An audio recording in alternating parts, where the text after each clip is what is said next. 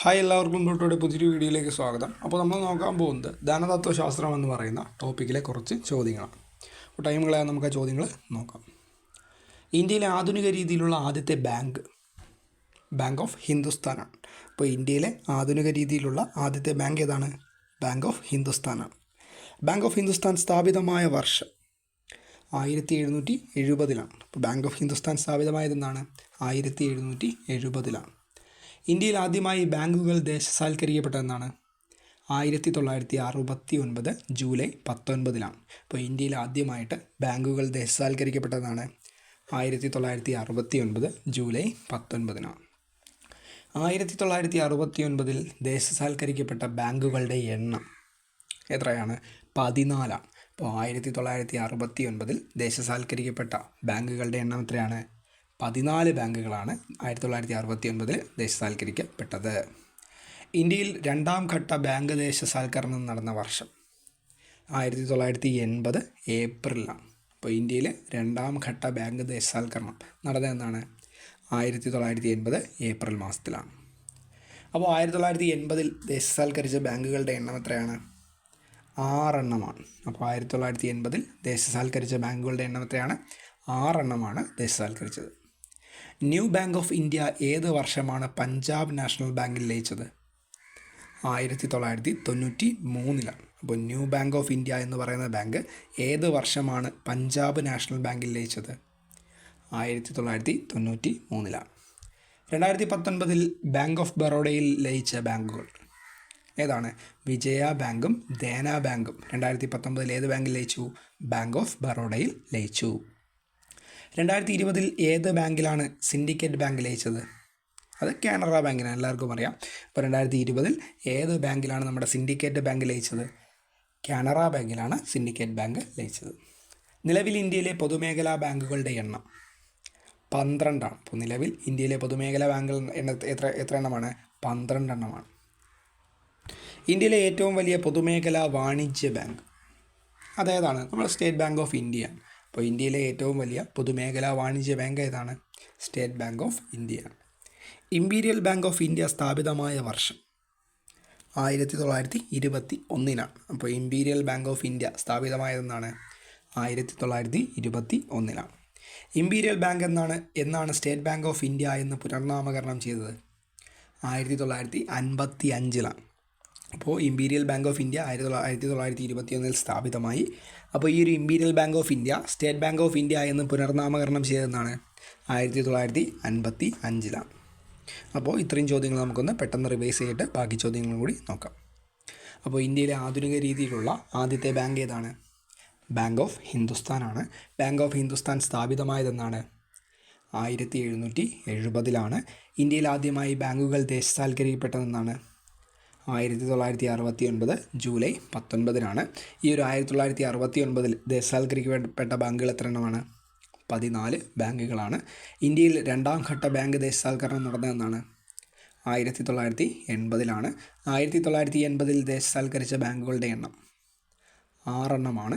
New bank of India ഏത് വർഷമാണ് Punjab national ബാങ്കിൽ ലയിച്ചത്? 1993. 2019 ബാങ്ക് ഓഫ് ബറോഡയിൽ ലയിച്ച ബാങ്കുകൾ ഏതെല്ലാമാണ്? വിജയ ബാങ്കും ദേന ബാങ്കും. 2020 ഏത് ബാങ്കിലാണ് സിൻഡിക്കേറ്റ് ബാങ്ക് ലയിച്ചത്? കാനറ ബാങ്കിലാണ്. നിലവിൽ ഇന്ത്യയിലെ പൊതുമേഖലാ ബാങ്കുകളുടെ എണ്ണം 12.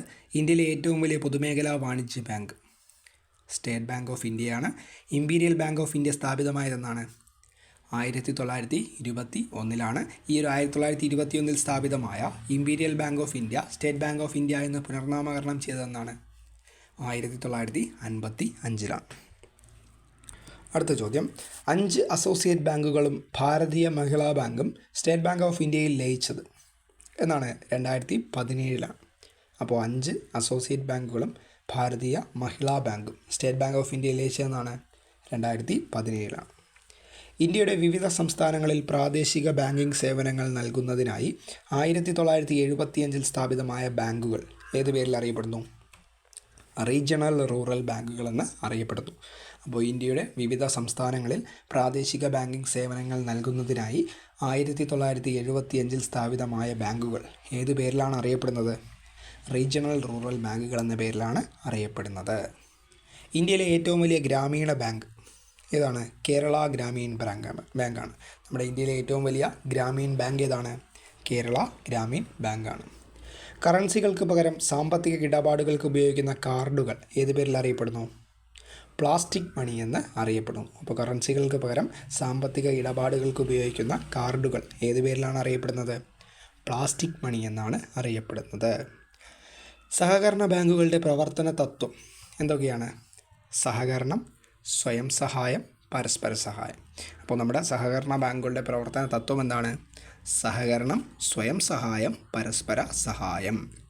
കേരളത്തിലെ 13 ജില്ലാ സഹകരണ ബാങ്കുകളെയും സംസ്ഥാന സഹകരണ ബാങ്കിനെയും സംയോജിപ്പിച്ച് 2019 നവംബർ 29 നിലവിൽ വന്ന ബാങ്ക് ഏതാണ്?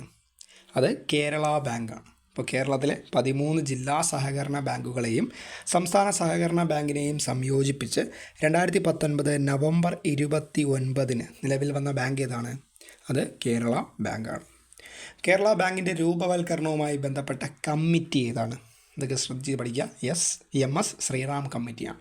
അപ്പോൾ കേരള ബാങ്കിൻ്റെ രൂപവൽക്കരണവുമായിട്ട് ബന്ധപ്പെട്ട കമ്മിറ്റി ഏതാണ്? അത് MS ശ്രീറാം കമ്മിറ്റിയാണ്. കേരള ബാങ്കിൽ ചേരാത്ത ജില്ലാ സഹകരണ ബാങ്ക് ഏത് ബാങ്കാണ്? അത് മലപ്പുറം ജില്ലാ സഹകരണ ബാങ്കാണ്. അപ്പോൾ കേരള ബാങ്കിൽ ചേരാത്ത ജില്ലാ സഹകരണ ബാങ്ക് ഏതാണ്? മലപ്പുറം ജില്ലാ സഹകരണ ബാങ്കാണ്. വികസന ബാങ്കുകൾക്ക് ഉദാഹരണം ഏതൊക്കെ പറയാം? ഇൻഡസ്ട്രിയൽ ഫിനാൻഷ്യൽ കോർപ്പറേഷൻ ഓഫ് ഇന്ത്യയാണ്, IFCI എന്ന് പറയും. അപ്പോൾ വികസന ബാങ്കുകൾക്ക് ഉദാഹരണം ഏതാണ്? നമ്മുടെ IFCI ആണ്, industrial finance corporation of India എന്ന് പറയും. ഉൽപ്പന്നങ്ങൾ കയറ്റി അയക്കുന്നതിനും ഇറക്കുമതി ചെയ്യുന്നതിനും വായ്പ നൽകുന്ന ബാങ്ക് ഏത് ബാങ്കാണ്? എക്സിം ബാങ്ക് ഓഫ് ഇന്ത്യയാണ്, export import bank of India എന്ന് പറയും. അപ്പോൾ ഉൽപ്പന്നങ്ങൾ കയറ്റി അയക്കുന്നതിനും ഇറക്കുമതി ചെയ്യുന്നതിനും, ശ്രദ്ധിക്കുക, ഉൽപ്പന്നങ്ങൾ കയറ്റി അയക്കുന്നതിനും ഇറക്കുമതി ചെയ്യുന്നതിനും വായ്പ നൽകുന്ന ബാങ്ക് ഏതാണ്? അത് എക്സിം ബാങ്ക് ഓഫ് ഇന്ത്യയാണ്, export import bank of India എന്നാണ് പറയുന്നത്. അപ്പോൾ ഇത്രയും ചോദ്യങ്ങളോട് പറഞ്ഞിട്ട് നമുക്ക് ഈ വീഡിയോ അവസാനിപ്പിക്കാം. അപ്പോൾ 5 അസോസിയേറ്റ് ബാങ്കുകളും ഭാരതീയ മഹിളാ ബാങ്കും സ്റ്റേറ്റ് ബാങ്ക് ഓഫ് ഇന്ത്യയിൽ ലയിച്ചതെന്നാണ് 2017 ഏപ്രിൽ 1 ഇന്ത്യയുടെ വിവിധ സംസ്ഥാനങ്ങളിൽ പ്രാദേശിക ബാങ്കിംഗ് സേവനങ്ങൾ നൽകുന്നതിനായി 1975 സ്ഥാപിതമായ ബാങ്കുകൾ ഏത് പേരിൽ അറിയപ്പെടുന്നു? റീജിയണൽ റൂറൽ ബാങ്കുകളെന്ന് അറിയപ്പെടുന്നു. ഇന്ത്യയിലെ ഏറ്റവും വലിയ ഗ്രാമീൺ ബാങ്ക് ഏതാണ്? കേരള ഗ്രാമീൺ ബാങ്കാണ്. കറൻസികൾക്ക് പകരം സാമ്പത്തിക ഇടപാടുകൾക്ക് ഉപയോഗിക്കുന്ന കാർഡുകൾ ഏത് പേരിൽ അറിയപ്പെടുന്നു? പ്ലാസ്റ്റിക് മണി എന്ന് അറിയപ്പെടുന്നു. സഹകരണ ബാങ്കുകളുടെ പ്രവർത്തന തത്വം എന്താണ്? സഹകരണം, സ്വയം സഹായം, പരസ്പര സഹായം. കേരളത്തിലെ 13 ജില്ലാ സഹകരണ ബാങ്കുകളെയും സംസ്ഥാന സഹകരണ ബാങ്കിനെയും സംയോജിപ്പിച്ച് 2019 നവംബർ 29 നിലവിൽ വന്ന ബാങ്ക് കേരള ബാങ്കാണ്. കേരള ബാങ്കിൻ്റെ രൂപവൽക്കരണവുമായി ബന്ധപ്പെട്ട കമ്മിറ്റി ഏതാണ്? MS ശ്രീറാം കമ്മിറ്റിയാണ്. കേരള ബാങ്കിൽ ചേരാത്ത ജില്ലാ സഹകരണ ബാങ്ക് അത് മലപ്പുറം ജില്ലാ സഹകരണ ബാങ്കാണ്. വികസന ബാങ്കുകൾക്ക് ഉദാഹരണം ഏതാണ്? ഇൻഡസ്ട്രിയൽ ഫിനാൻസ് കോർപ്പറേഷൻ ഓഫ് ഇന്ത്യയാണ്. ഉൽപ്പന്നങ്ങൾ കയറ്റി അയക്കുന്നതിനും ഇറക്കുമതി ചെയ്യുന്നതിനും വായ്പ നൽകുന്ന ബാങ്ക് ഏത് ബാങ്കാണ്? എക്സിം ബാങ്ക് ഓഫ് ഇന്ത്യയാണ്, export import bank of India എന്ന് പറയും. അപ്പോൾ ഇത്രയും ചോദ്യങ്ങളാണ് നമ്മൾ ധനതത്വശാസ്ത്രം എന്ന് പറയുന്ന ടോപ്പിക്കിൽ ഈ ഒരു വീഡിയോയിൽ പറഞ്ഞത്.